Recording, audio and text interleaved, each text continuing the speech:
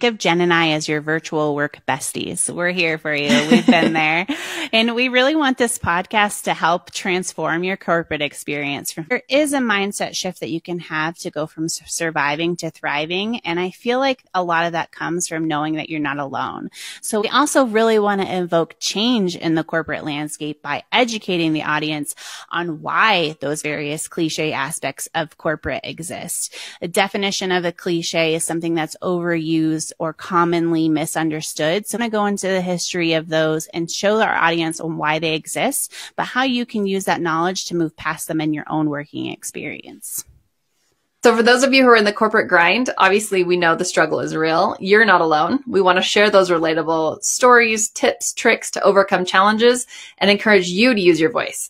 Wherever possible, we want to be that sounding board, a listening ear. We'll be here for you, and we want to learn from your experience. We want you to learn from ours as well.